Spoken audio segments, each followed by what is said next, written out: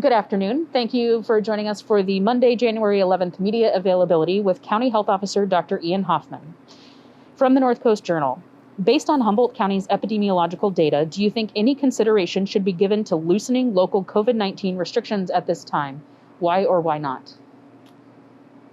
I think as I said many times, and hopefully it's clear that our data locally suggests we should be in the purple tier. That has not changed at all. In fact, it's only worsened. And so, no, I do not think there should be any loosening of the restrictions at this time. From the North Coast Journal, is implementing COVID-19 guidance and restrictions by zip code a viable proposal? Why or why not? It's certainly not one that public health is taking or has looked at. I think there are logistical concerns. The way that people move about in our community is not within only their zip codes. Zip codes are quite small areas. So that's why we've gone with a countywide approach. From the North Coast Journal, do you see a value in a statewide approach to COVID-19 restrictions? Why or why not? I think, again, I've been very clear on this, that we do feel the statewide approach has value and would continue to follow that approach. From the North Coast Journal, do you feel it's important for local officials to maintain a consistent, unified message regarding the efficacy and importance of local and state health orders and guidelines? Why or why not? I think it is helpful if we can all be on the same page to put that out there. Obviously, there are folks who don't always agree, and we try to bring people to the table to have that discussion before we, put policy out there. We are always trying to work towards a unified message, but sometimes the communities we are representing are not unified in that approach. So we'll continue to work towards bringing people to the table and talking and trying to get everyone on the same page. From the Redwood News, you've mentioned in the past that our local data wasn't in line with the state's tier system for Humboldt County. For example, us being in the red versus purple tier. Some local leaders are talking about the Healthy Communities resolution that essentially calls for freedom from the state's COVID regulations and also objects to the tier assignment system. What does public health think about this resolution? Does the county have any plans to deviate from the state's tier assignments and focus on more local regulations? So lots in that question. I'll start with the local data not being in line. Whenever that's happened, it's that our data locally suggests that things are worse here, not better. So in those circumstances, we've talked about being more restrictive than the state, not less restrictive. The recent red tier movement was mostly because of the state's blueprint, was entirely because of the state's blueprint and the equity metric, which gave us credit for taking care of disadvantaged populations and having lower COVID rates in those parts of our society here in Humboldt County. I think we will continue to follow that. And if we see a message locally that looks like it should be more restrictive, talk to our leaders and see if there's an appetite for a stronger health order versus just recommendations, just like we did recently. I think that those would be the only plans we have to deviate from the tier system at this time. From the Lost Coast Outpost, the Board of Supervisors on Tuesday will consider a resolution brought forth by Supervisor Rex Bone asking the state for more local control over COVID-19 regulations, including the ability to implement zip code specific regulations and reopen schools. Would this resolution be helpful to public health? How would it change the county's approach, if at all? So I think the zip code we already addressed. In terms of schools, schools have always been supported by public health to remain open when it is safe to do so. So from the beginning of this pandemic in March, my predecessor, Dr. Frankovich, Dr. Ennis, they worked with the schools to try to keep them open. There were many local decisions made by school boards, teachers, families who didn't feel that approach was what they wanted to do. The state approach has also encouraged opening of schools and tried to support it. And so it was not until recently that we moved to the purple tier that there were restrictions on reopening any schools. But from March until November, any school that wanted to open was encouraged to open, and we tried to support that the best we could here at Public Health. From the North Coast News, we are seeing that some vaccines aren't being utilized across the U.S. despite the high demand. Is Humboldt using their full allotment? And when will the county be getting their next allotment? Yeah, so as I've been saying, we get allotments each week, and that can vary from week to week. So we've had weeks of getting thousands of doses, some weeks getting hundreds of doses. Not all of it has been used, but I think we are online to use up, all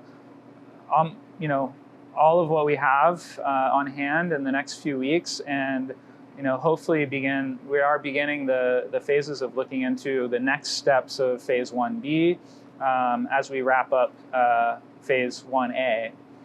I think that we've been told by the state that for at least the next probably month or 2 months, that the amount that we're getting is likely to be fairly consistent of first doses, and that has been about 1,000 to 2,000 on average every week. And so I'm hopeful that we will continue to get that 1,000 to 2,000 doses each week in the coming months. From the Two Rivers Tribune, with all concerns regarding the efficacy of vaccines and mutated strains of the virus and possible false negatives caused by the variant strains, please share your biggest concern of impacts of what the variant strains can cause the county. Do we think they have arrived already? So with these new strains, there's always, this is a virus that has continued to mutate and always will mutate. It's one of the things about coronavirus is that it's fast moving and mutates very quickly. Most of those mutations die out, some of them catch on. With regards to ones that have affected testing or vaccine, we have not seen any significant evidence to that, and certainly we'll keep people apprised if that is the case. In terms of whether this is circulating in our community here, I think it's highly unlikely. We do know that there have been cases in the state of California, but we have no evidence to suggest that it's here in Humboldt County at this time.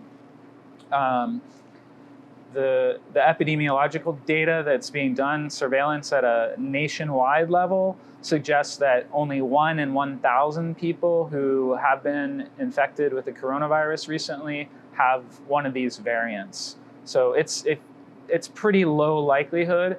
But again, if we are not able to control the spread of the virus, just like it did in London and in England, it could take hold much more quickly. So there are a lot of efforts being done nationally and in the state of California and locally here in Humboldt to do surveillance for these variants and try to get ahead of it before it takes a strong hold. From the Lost Coast Outpost, President-elect Joe Biden has signaled that his administration will pursue a policy of shipping vaccine as quickly as possible, rather than holding back second doses for booster shots. At the same time, the California Health Department says that it is making a strong push to ramp up vaccine delivery over the coming days.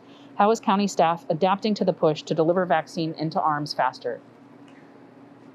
Yeah, as of right now, we have no directive or evidence to start delaying second doses. So we have started this week with second doses as they come in and as they were planned. In terms of how are we trying to adapt, we went out, we sent public health staff into skilled nursing facilities to vaccinate over the last few weeks to try to speed things along. We opened up a public health clinic last week that has greatly increased the capacity, and our staff and myself have been working with local health leaders to encourage increasing the number of appointments for giving vaccines in the coming weeks. From the Redwood News, has public health done any surveys or polls to gauge how the community feels about getting vaccinated for COVID-19? Does public health have a general idea of how much of the community is interested in getting the vaccine when it's rolled out to the general public? What would you say to those people who may be hesitant about getting vaccinated? So yes, we have been doing many surveys. We did survey all of our healthcare partners early on to see what the interest was and how many folks they would need. We've recently rolled out a community survey to get that sort of feedback on a broader population of Humboldt County, and that is just starting to come in. From the general uptake of the vaccine nationally, we've seen places where you get upwards of 90% of people taking it, and sometimes less. It averages around in the 60 to 70% range for most places, where in terms of uptake of how many were offered versus how many people took it. I think that for anyone who's hesitant for this vaccine, I would just start by saying it's a safe vaccine. It has been through its trials. We've now given it to millions of people here as well as around the world, many millions more, and we haven't seen great changes in that concern for safety. So it continues to be a safe vaccine. It's also highly effective vaccine, one of the most highly effective vaccines we've ever seen at 94% efficacy, which is much greater than we could have ever anticipated. And so if we want this pandemic to end, this is really the tool that we need to have this pandemic end. Thank you. From the North Coast News, do you think that incarcerated people should have higher priority for vaccination over other elderly or high-risk groups? With Del Norte County so close and Pelican Bay, is it wise to prioritize those populations given outbreaks that can potentially affect the outside community? So we have not reprioritized in Humboldt County incarcerated or other groups who are in the Tier 1B. These are extraordinarily difficult decisions that have to be made.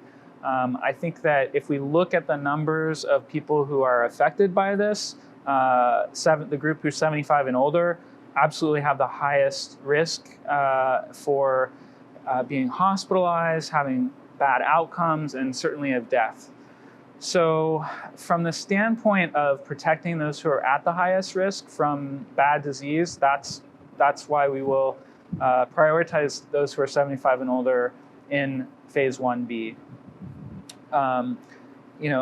As more information comes out, if this does really look like a tool that will reduce the spread of COVID-19, those conversations could change.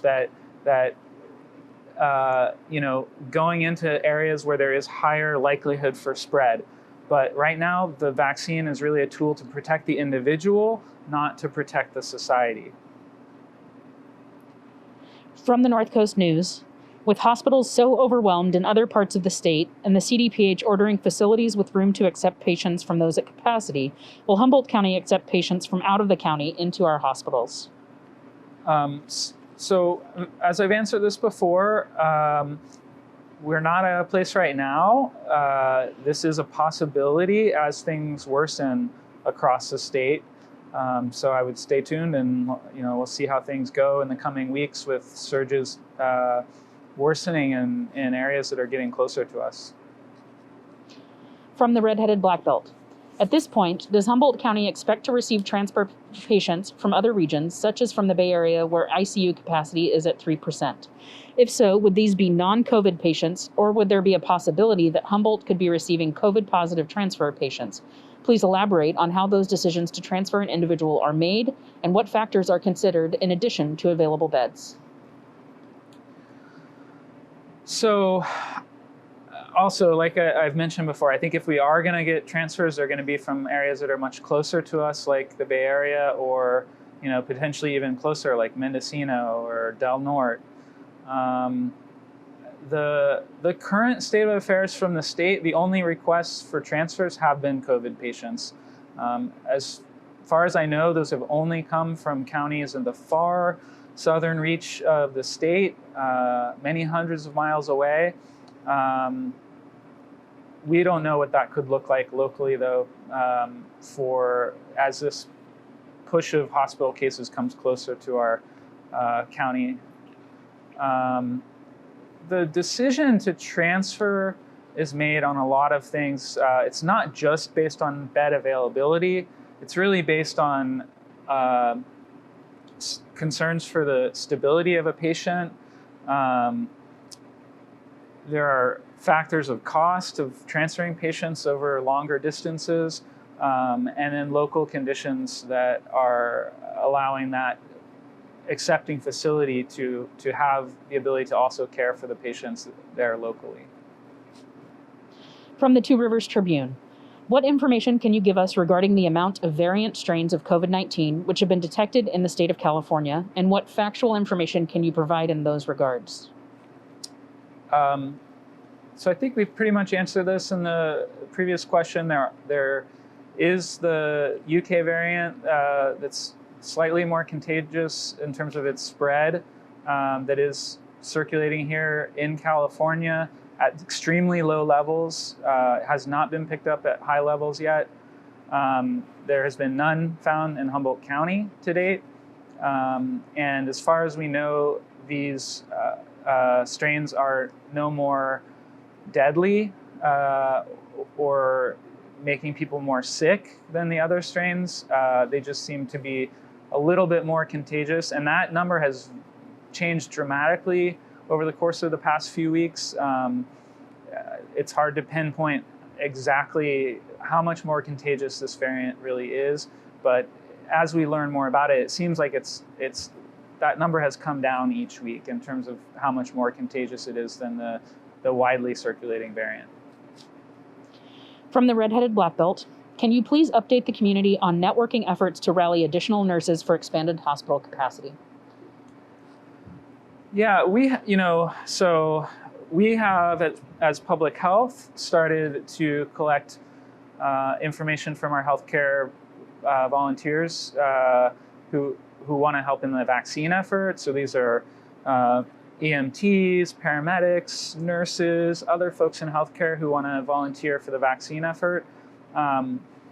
In terms of the hospitals, I know I keep in touch with the hospitals about their surge planning capacity. They definitely are watching their staff very closely. I don't know of any volunteer for that level, but I do know that there is a lot of look at what our local capacity is and how we could pull in and rearrange things to use some of our local resources if we had a surge here in Humboldt County. Thank you, Dr. Hoffman. Thank you.